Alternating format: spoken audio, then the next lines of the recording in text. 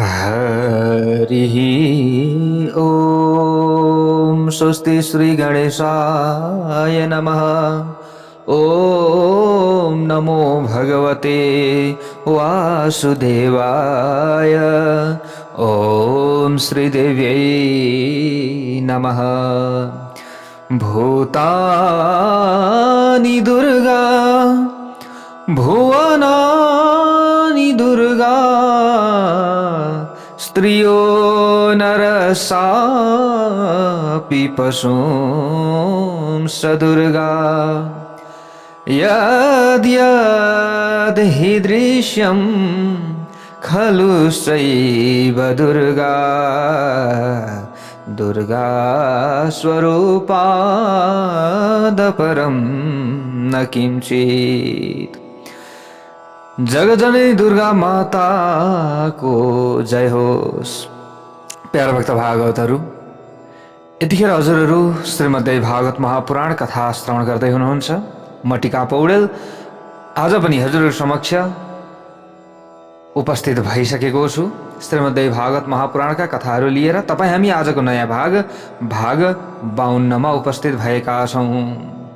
Para भक्त भागवतहरू, अब यहाँ प्रश्न गर्दै हुनुहुन्छ जन्मेजयले कसलाई? वेदव्यासजीलाई प्रश्न गर्नुहुन्छ, हे वेदव्यास मुनि, कस्मादित्या च भगिनी सप्तेन्द्र जननी मुने।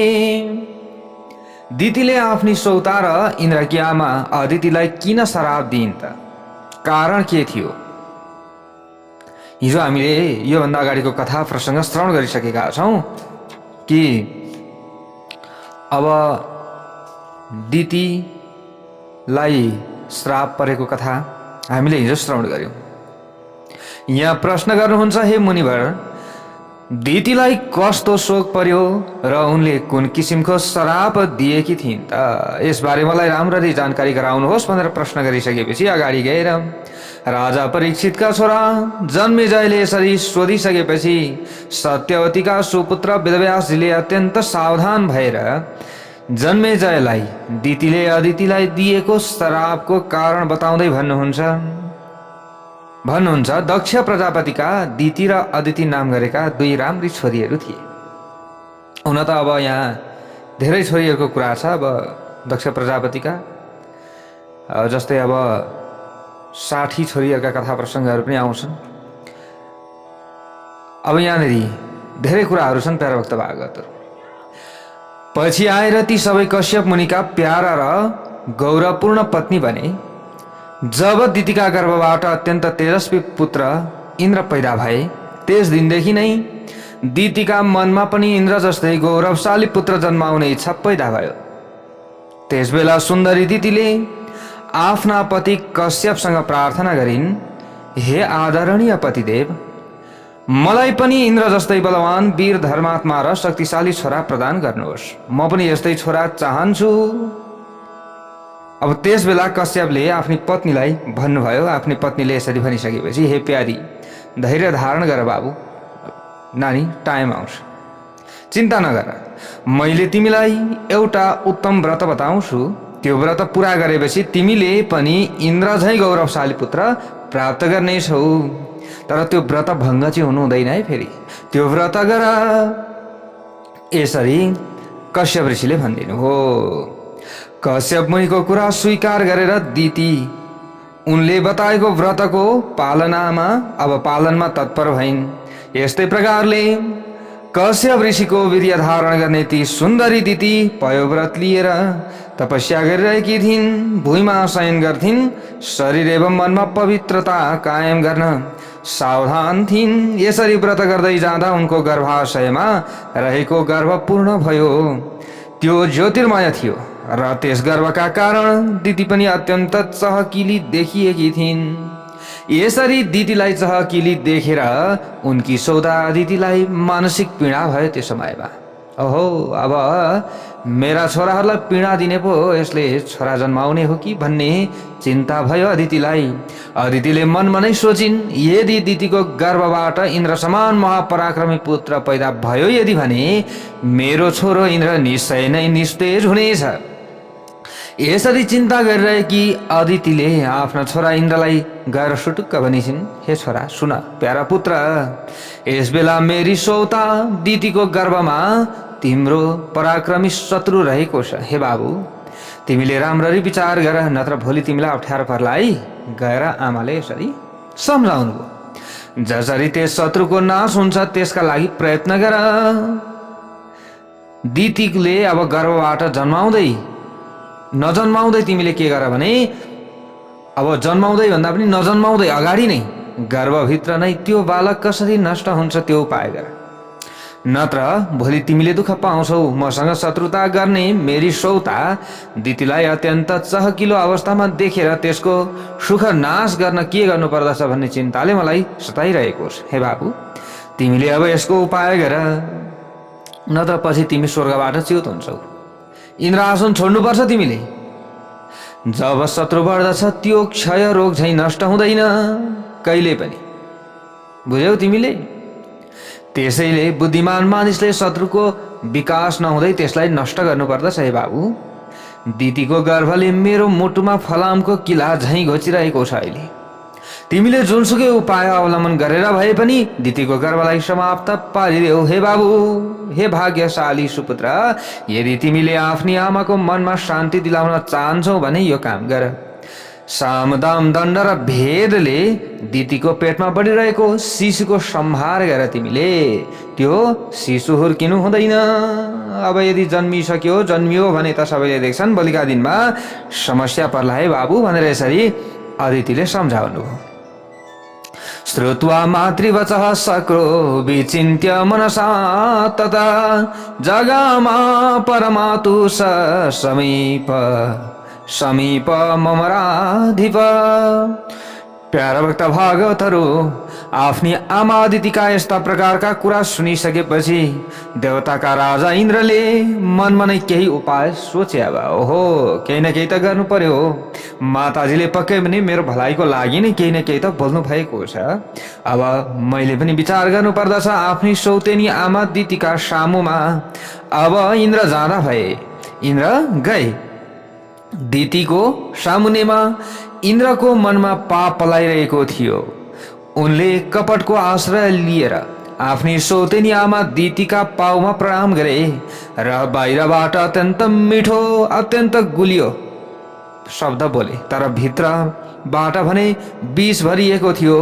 बाहिरबाट गुलियो वचन, भित्रबाट विष भरिएको वचनद्वारा नम्रतापूर्वक निवेदन गरे।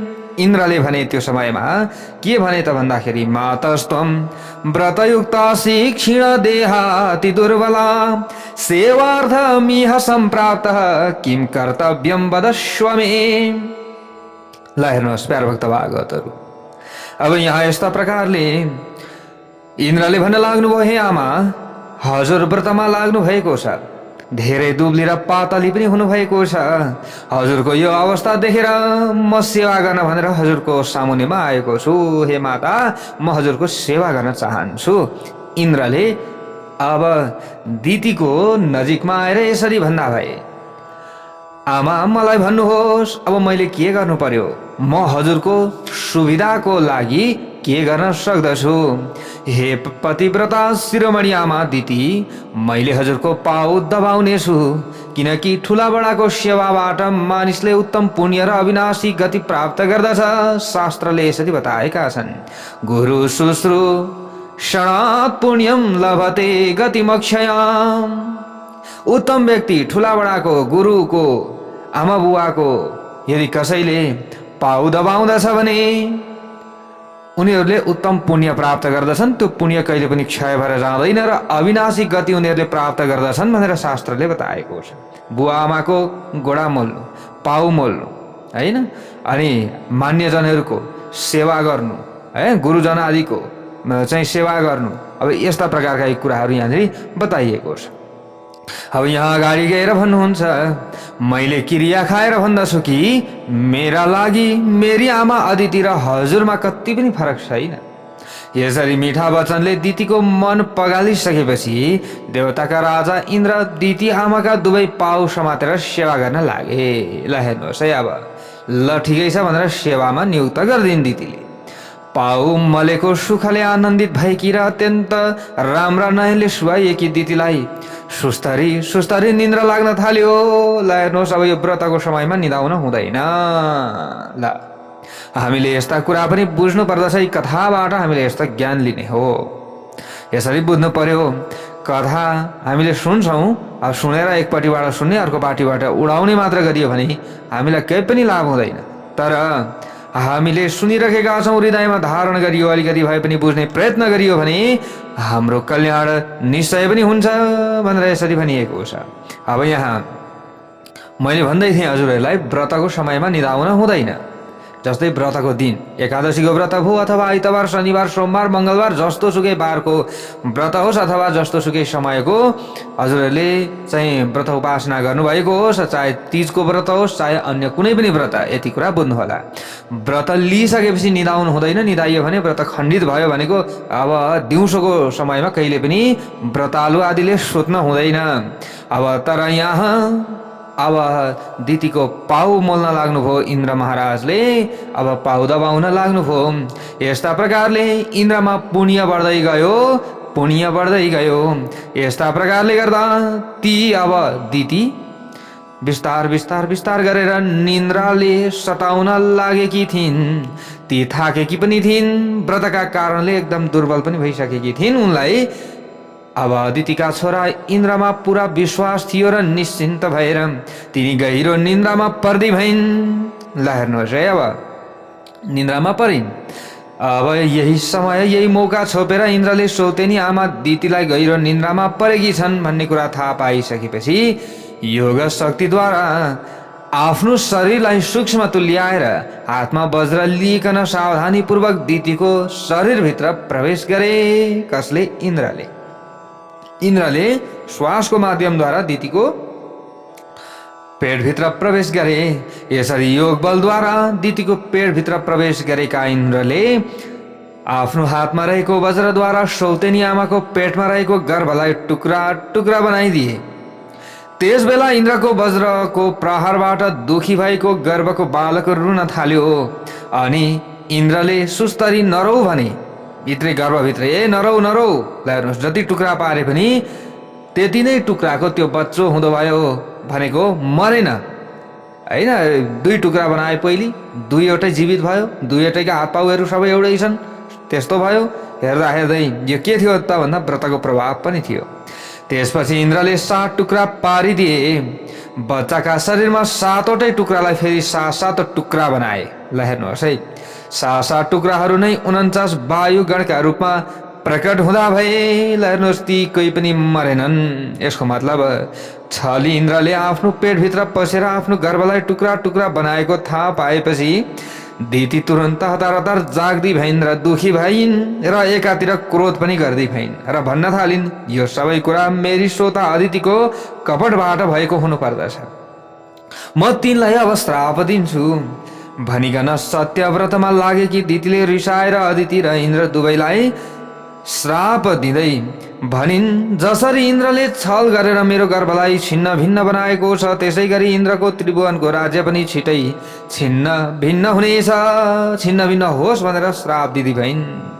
जसरी मेरी सौता पापिनी अदितिले गुप्त षड्यन्त्र गरेर मेरो गर्भ टुक्रा टुक्रा पार्ने काम गरेकी छन्, त्यसै गरी उनले जन्माएका छोरा पनि जन्मदै मर्दै गर्नेछन्। अब श्राप दिइन् यसरी।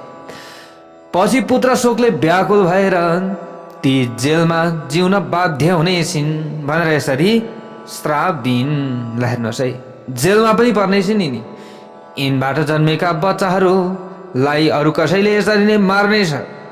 अन्य जन्ममा पनि यिनका सन्तान जन्मदै मर्दै गर्नेछन्।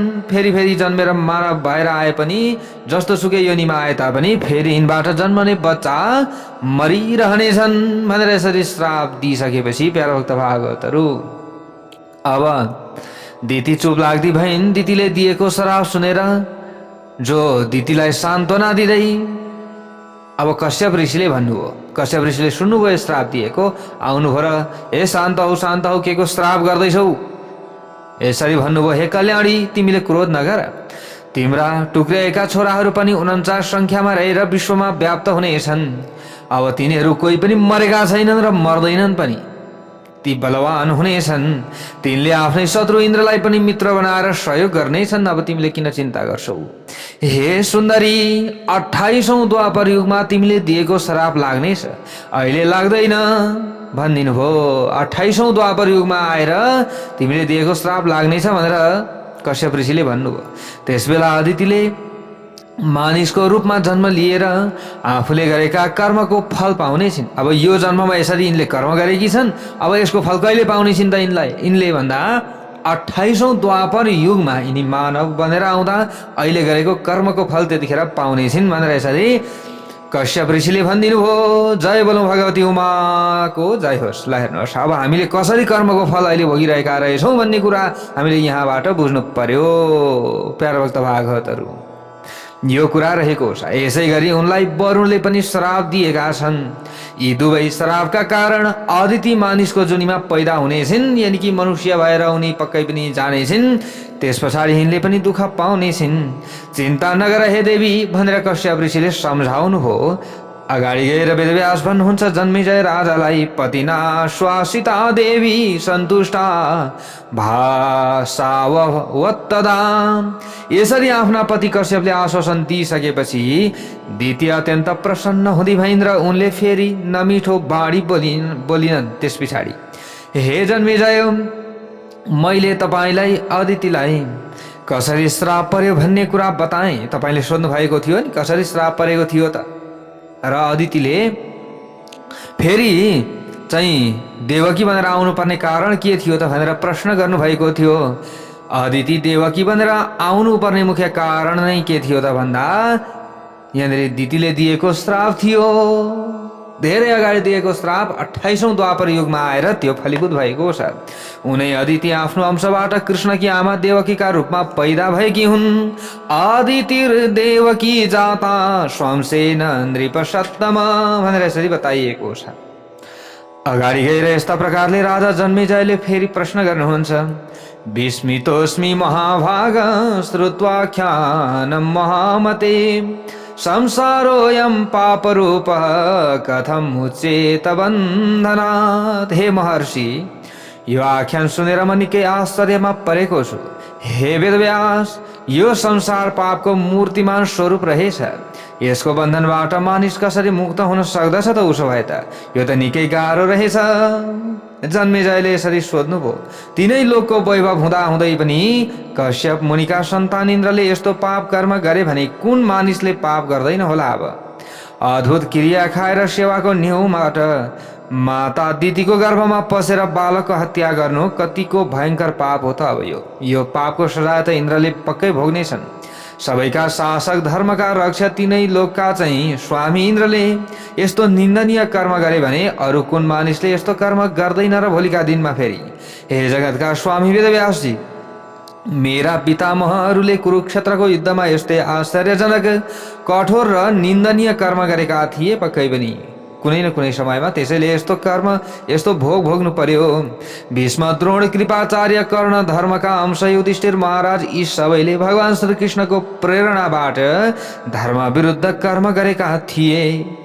संसारको निस्सारता थाहा हुँदै पनि प्रभावशाली र देवताको अंशबाट उत्पन्न धर्मनिष्ठ पाण्डवहरूले यस्तो निन्दनीय कर्म किन गरे त? अब फेरि हे वेदव्यासजी, हजुरले बताउनु पर्यो। ठुला मानिसहरूले यसरी धर्म विरुद्ध आचरण गर्छन् भने कसले धर्ममा आस्था गर्छ र धर्मको विषयमा कुन कुरालाई सैद्धान्तिक प्रमाण मान्ने हो? यो घटना सुनेर मेरो मन चञ्चल भइरहेको छ। म एकदम सन्तप्त भइरहेको छु। मलाई चिन्ता परिरहेको छ। यदि आप्त वचनलाई प्रमाण मान्ने हो भने कसलाई आप्त मान्ने हो? विषय भोगमा लागेका मानिसमा अलि राग द्वेष त आउँछ नै पक्कै पनि। आफ्नो स्वार्थ भङ्ग भएमा मानिसमा राग द्वेष बढेर जान्छ, यसमा कुनै सन्देह छैन। द्वेषका कारण नै आफ्नो स्वार्थ सिद्धिका लागि असत्य वचन बोल्नु पर्ने हुन्छ। परम ज्ञानी र सत्व गुणका मूर्त स्वरूप भगवान श्री कृष्णले पनि जरासन्धलाई मार्नको लागि छलपूर्वक ब्राह्मणको वेश धारण गर्नुभएको थियो। सत्वगुणका अवतार भगवान श्री कृष्ण जस्ता व्यक्ति पनि यस्तो कर्म गर्दछन् भन्ने कसलाई अब मान्ने त? अब यस्तो कर्म गर्दछन् भने अब कसलाई आप्त पुरुष मान्ने त? यो त अचम्मको कुरा भयो त। यसै गरी राजसूय यज्ञको अवसरमा अर्जुनले पनि यस्तै कर्म गरेका थिए। जुन यज्ञमा अशान्तिको वातावरण व्याप्त रह्यो त्यस यज्ञलाई कुन कोटिको यज्ञ मान्ने? त्यो यज्ञ परलोकमा परम पद प्राप्त गर्ने उद्देश्यले गरिएको थियो, राम्रो कीर्ति कमाउन गरिएको थियो, अन्य कुनै कार्यको सिद्धिका लागि गरिएको थियो। वेदको अथवा अन्य कुनै कार्यको सिद्धिका लागि गरिएको थियो कि अथवा कस्तो के थियो त? वेदको वचन छ कि धर्मको पहिलो पाउ सत्य हो, दोस्रो पाउ पवित्रता हो, तेस्रो पाउ दया हो र चौथो पाउ दान हो। धर्मस्य प्रथम पाद सत्यमेतत् श्रुतेर्वचः द्वितीयस्तु तथा शौचम दया पादस्तृतीयक। के हो? धर्मका चारवटा पाउ रहेका छन्, यो हामीले बुझिराख्नु पर्दछ। पहिलो सत्य, दोस्रो पवित्रता, तेस्रो दया र चौथो के हो? दान हो। यो कुरा पुराणमा बताइएको छ। पुराणका ज्ञाताहरूले यसरी बताएका छन्, सत्य शौच दया, दया अनि दान बिना, सत्य शौच दया र दान बिना अत्यन्त आदरणीय धर्म कसरी अडिन सक्दछ र? मेरा पूर्वजहरूले गरेको तर धर्म नभएको त्यो यज्ञले कसरी राम्रो फल दिन सक्यो? यसबाट थाहा हुन्छ कि त्यसबेला कसैको पनि कुनै अवस्थामा पनि धर्ममा अटल विश्वास थिएन रहेछ। जगतका स्वामी भगवान विष्णुले पनि छल्नका लागि वामनको रूप धारण गर्नुभयो। उहाँले वामन रूप लिएर राजा बलिलाई ठग्नु भएछ। मलाई यस्तो लागिरहेको छ कि यो मेरो सोचाइ गलत हो त? जन्मेजयले यसरी भन्दै हुनुहुन्छ, प्रश्न गर्दै हुनुहुन्छ वेदव्यासजीलाई। महाराजा बलि पनि सय यज्ञको अनुष्ठान गर्ने, वेदको आज्ञा पालन गर्ने, धर्मात्मा, दानी, सत्यवादी र इन्द्रिय विजयी थिए। यस्ता महापुरुषलाई परम प्रभावशाली भगवान विष्णुले अकस्मात पदबाट च्युत गरिदिनु भयो। हे श्री कृष्ण द्वैपायन, बलि र भगवान वामनमा कसले जित्यो त? अब उसो भाइ अरूलाई वञ्चना गरेर छल गर्नमा सिपालु भगवान वामनको विजय भयो अथवा छलिएका राजा बलिको विजय भयो त? यस विषयमा मलाई सन्देह लागेको छ। हे मेरो भगवान, हे उत्तम महर्षि, यी सबै कुराको उत्तर मलाई राम्ररी बताउनुहोस्। सत्य के हो त्यो खुलाइदिनुहोस् हे प्रभु, किनकि हजुर पुराणहरूका रचयिता, धर्मका ज्ञाता र ठुला बुद्धिमान पुरुष हुनुहुन्छ। यो मेरो मनको सन्देह हटाइदिनुहोस् भनेर यस्ता प्रकारका प्रश्न जन्मेजयले गर्नुभयो। अगाडि गएर वेदव्यासजीले भन्नुहुन्छ, जितम वै बलिना राजन दत्ताए न च मेदिनी। हे राजा जन्मेजय, उक्त प्रसङ्गमा भगवान विष्णुले हार्नुभयो र राजा बलिले विजय प्राप्त गरे, किनकि उनले वामन भगवान आफ्नो द्वारमा माग्न आउनुहुँदा सम्पूर्ण पृथ्वी मण्डललाई दानको रूपमा प्रदान गरे। हे राजन, जसलाई त्रिविक्रम भनिन्थ्यो, उहाँ भगवान विष्णु छल्नको लागि वामन हुनुभयो। उहाँले छलका निमित्त नै त्यस्तो विचित्र रूप धारण गर्नुभएको थियो। यसै छलका कारण भगवान नारायणलाई राजा बलिको द्वारपाल हुनु पर्यो। त्यसैले हे राजन, सत्यभन्दा अर्को धर्मको मूल्य केही पनि छैन। हे जन्मेजय, यसरी सत्यको पालन गर्ने काम प्राणीहरूका लागि अत्यन्त कठिन हुने गर्दछ।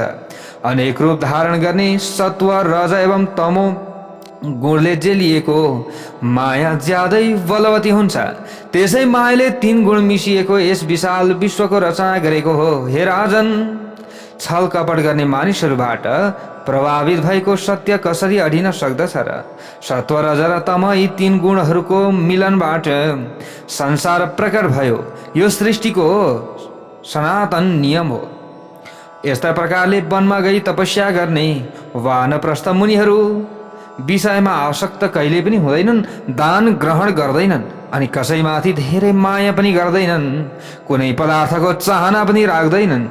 त्यस्ता मुनिहरू नै सत्यका साधक हुन्छन्। तर त्यस्ता मानिस संसारमा दुर्लभ पनि छन्। सबै कहाँ यस्ता हुन्छन् होइन? राम्रा मात्रै काम गर्ने व्यक्ति हुन्छन् त संसारमा? धेरै गाह्रो छ। संसारमा दुर्लभ छन्। यिनीहरूको कुरा त केवल दृष्टान्तको लागि ठाउँ ठाउँमा बयान मात्र गरिएको हो। अन्य सर्वम सबलितम गुणैरेवि स्त्रीभिरेन्द्रिप। हे राजन, ती महात्मा ऋषिहरू बाहेक संसारमा यी सबै कुरा सत्व रज र तम नामक गुणले जेलिएका छन्। हे उत्तम राजा, पुराण वेद धर्मशास्त्र वेदका अङ्ग र सगुण मानिसहरूद्वारा रचिएका पुस्तकहरूमा पनि कुनै विषयमा एउटै सिद्धान्त देखिँदैन। सगुण प्राणीले नै सगुण कार्य गर्दछ, निर्गुण प्राणीबाट सगुण कार्य हुन सक्दैन, किनकि ती सबै गुण परस्पर मिसिएका छन्, अलग अलग रहन सक्दैनन्। यसैले कुनै पनि प्राणीको बुद्धि सत्य र सनातन धर्ममा धेरै बेर अडिँदैन भनेर यसरी बताइएको छ। हे महाराज, संसारको सृष्टि गर्दा मायाले मोहित भएको मनुष्यका इन्द्रियहरू अत्यन्त चञ्चल बन्दछन्। मायाबाट मोहित भएको मन गुणहरूबाट प्रेरित भएर अनेक थरीका भाव प्रकट गर्न थाल्दछ। हे राजन, ब्रह्माजीदेखि लिएर तृण पर्यन्त चराचर सबै प्राणी मायाको बसमा रहन्छन्। त्यो मायाले तिनै प्राणी र पदार्थका साथ घृणा गर्दछ। त्यो मायाले सबैलाई मोहमा पार्दछ र संसारमा निरन्तर विकार उत्पन्न गर्ने काम गर्दछ। हे राजन, मानिसले सर्वप्रथम आफ्नो स्वार्थ सिद्ध गर्न असत्यको सहयोग लिन्छ।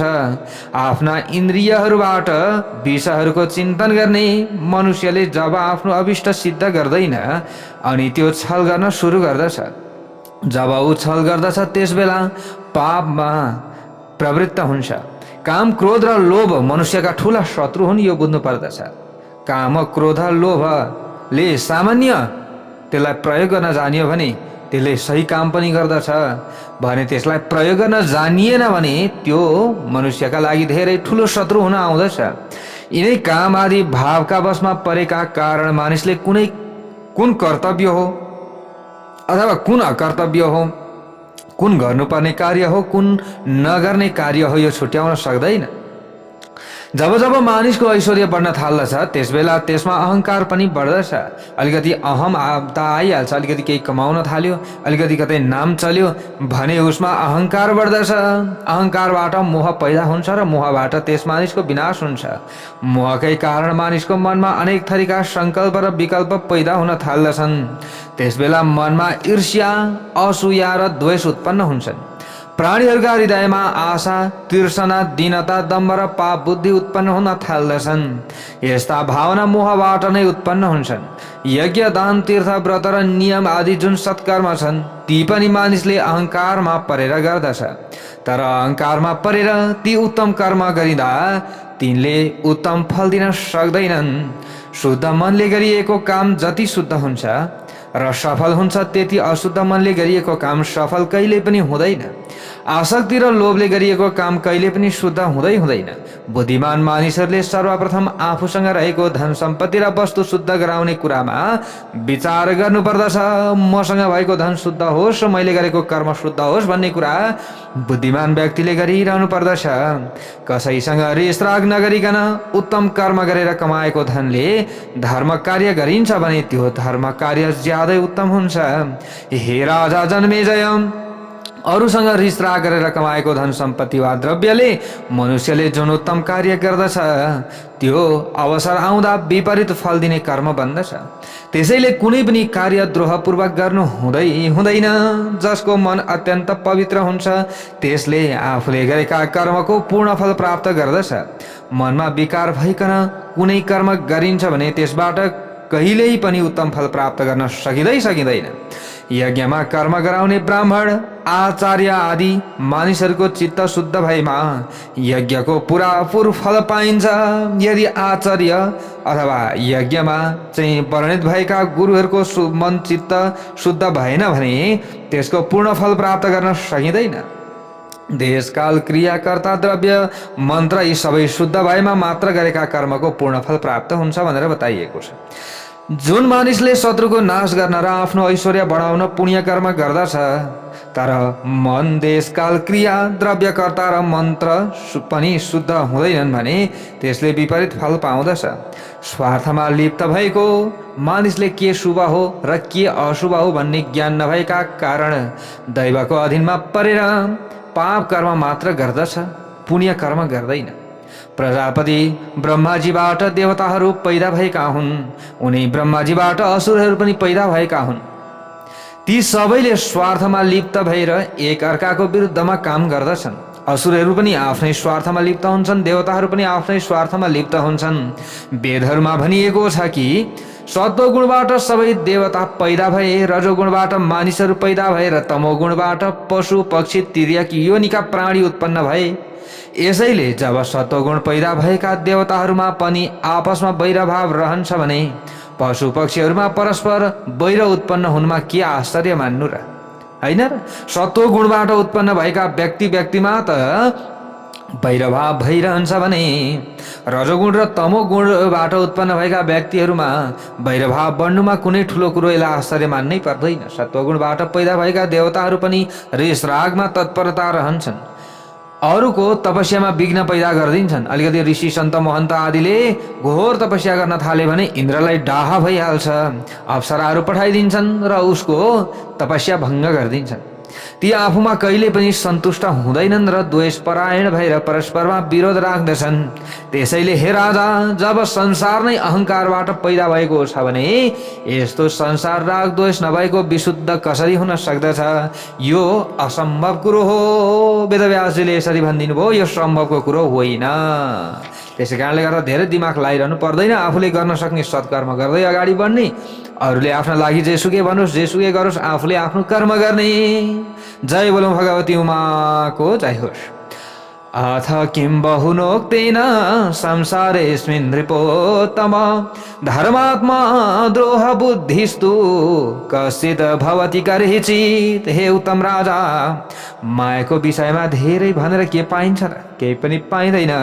संसारमा द्रोह नभएको धर्मात्मा पुरुष विरलै पाइन्छ, कम्ती नै पाइएला। यो चर अचर सम्पूर्ण संसार राग र द्वेषमा रुमल्लिएको छ। हे राजन, यो संसार सत्य युगमा पनि यस्तै थियो र कलियुगमा त यसको विषयमा के कुरा गर्नु? यो त कलियुगमा त झन् एकदम व्यक्तिहरू सबै अधर्मी झन् अधर्मी हुँदै जान्छन्। यसरी बताइएको छ। हे राजन, जब देवता पनि ईर्ष्या डाहाले भरिएका द्रोह छल र प्रपञ्च गर्न सिपालु हुन्छन् भने मनुष्य र चराचुरुङ्गीको कुरा अरू के गर्नु? यदि कुनै मानिसले आफूसँग रिस गर्ने मानिससँग रिस गर्दछ भने त्यो त स्वाभाविक कुरा हो, यसलाई सामान्य मान्नु पर्दछ। आफूले स्वयं चाहिँ अरूका लागि अहित नचिताउनु, आफू स्वयंले रिस पनि नगर्नु, अहङ्कार पनि नगर्नु। राम्रो कोही बोल्दछ भने राम्रो बोल्दैनु, तर यदि आफै अहङ्कार देखाउँछ, आफै रिस गर्दछ, आफै आफ्ना लागि चाहिँ आफ्नो लागि चाहिँ अर्काले खराब कर्म गरिदिन्छ भने त्यसमा रिस राग गर्नु त्यो स्वाभाविक कुरा हो। किन्तु आफूसँग रिस नगर्ने शान्त स्वभाव भएका मानिसहरूसँग जसले रिस गर्दछन् तिनीहरूलाई नीच भन्नु पर्दछ भनेर बताइएको छ। आफ्नो लागि चाहिँ उसले नराम्रो गरेकै छैन, तर उसका लागि चाहिँ आफूले नराम्रै मात्र सोचिरहन्छ भने त्यो मानिसहरूमा नीच मानिस हो, एकदम निकृष्ट मानिस हो। तर होइन, अरूले रिस गरिरहन्छ, आफू चुप लागेर बसिरहन्छ, जतिखेर पनि सको सही गर्छ भने पनि त्यो राम्रो होइन, जतिखेर हेपिरहन्छ भने त्यो पनि राम्रो होइन। अलिकति आफूले प्रतिकार पनि गर्न सक्नु पर्दछ, आफू पनि दरो खरो बन्न सक्नु पर्दछ। तर सबैको हित गर्दै त्यस्ता व्यक्तिहरू मात्र संसारमा अगाडि बढ्न सक्दछन्, नत्र अगाडि बढ्न सक्दैनन्। तिनको प्रवृत्ति पनि निजकै मानिन्छ, जसले अरूका लागि रिस राग नै मात्रै देखाउँछन्, आफ्ना लागि नराम्रो अरूले गर्दैनन् भने आफूले गरिरहन्छन् नराम्रो भने त्यो चाहिँ नराम्रो हो। यसको मतलब यसरी बुझ्नु पर्यो। यदि कुनै तपस्वी मानिस शान्त मुद्रामा जप र ध्यानमा तल्लीन बन्दछ भने देवताका राजा इन्द्रले त्यसले गरेको जप तपमा विघ्न गर्न तत्परता देखाउँछन्। सज्जन पुरुषको मनमा सधैँ सत्ययुग नै खेलिरहेको हुन्छ। सज्जन पुरुषमा के हुन्छ त भन्दा यो युग उसका लागि सत्ययुग नै लाग्दछ। उनको दृष्टिमा सत्ययुग नै देखिन्छ, तर दुष्ट मानिसहरूको मनमा सधैँ कलियुगको बास हुन्छ। यसरी बताइएको छ, जो दुष्ट छन्, दुष्ट व्यक्तिहरूमा कहिले पनि सत्ययुगको बास हुँदैन, उसमा कलियुगको बास हुन्छ। जुन युगमा क्रिया र योग राम्ररी चलेका छन् त्यसलाई द्वापर र त्रेता भनिन्छ। ती द्वापर र त्रेता मध्यम खाले युग हुन् र ती युग मध्यम तहका मानिसका लागि उपयोगी हुन्छन्। यसैले चार युग मध्ये कुनै युगमा पनि कुनै प्राणी सत्य धर्मको अनुसरण गर्ने हुन सक्छ। भनाइको तात्पर्य के हो भने सबै युगमा कुनै न कुनै प्राणी धर्मनिष्ठ हुन सक्छ। यस्ता प्रकारले यहाँ भन्नुहुन्छ, हे राजन, मनमा धर्मको बास हुनुमा व्यक्तिको वासना नै प्रधान कारण हो भनेर भन्नुहुन्छ। व्यक्तिमा रहेको वासना मलिन भएमा त्यसको धर्म पनि मलिन हुन्छ। जब मानिसको मनमा मलिन वासना उदाउँछ त्यसले त्यस मानिसको विनाश गर्दछ। यो कुरा नितान्त सत्य हो। फेरि ब्रह्माजीको मुटुबाट एउटा छोरा पैदा भए, तिनलाई त्यस बेला धर्म भनियो। ती ब्राह्मण सत्यनिष्ठ थिए, निरन्तर वैदिक कर्ममा लागिरहन्थे। गृहस्थ धर्ममा रहेका ती धर्म नामक मुनिले प्राणी ग्रहणको विधिबाट दक्ष प्रजापतिका 10वटी कन्याका साथ विवाह गरे। धर्मले 10वटी कन्यासँग विवाह गरे। अत्यन्त उत्तम आचरण गर्ने र सत्यमा निष्ठा राख्ने धर्मले ती दक्ष प्रजापतिका छोरीहरूबाट हरि कृष्ण नर नारायण नामका नाम गरेका 4 छोरा पैदा गरे। हे राजन, ती 4 छोरा मध्ये हरि र कृष्ण दुवै योगको अभ्यास गर्नमा तत्पर भएर नर र नारायण दुवै छोराले हिमालय पर्वतको चुचुरोमा गए, अभ्यास गर्न तत्पर भए र हिमालय पर्वतको चुचुरामा गएर बदरिकाश्रम तीर्थमा कठिन तपस्या गरे भनेर यसरी यहाँनिर बताइएको छ। वेदव्यासजीले यसरी बताउँदै हुनुहुन्छ। जन्मेजयले सोध्नुभएको प्रश्नको उत्तर दिँदै हुनुहुन्छ। अब यहाँबाट उताको प्रसङ्ग भोलि हामीले श्रवण गर्नेछौँ। जय बोलौँ भगवती उमाको जय।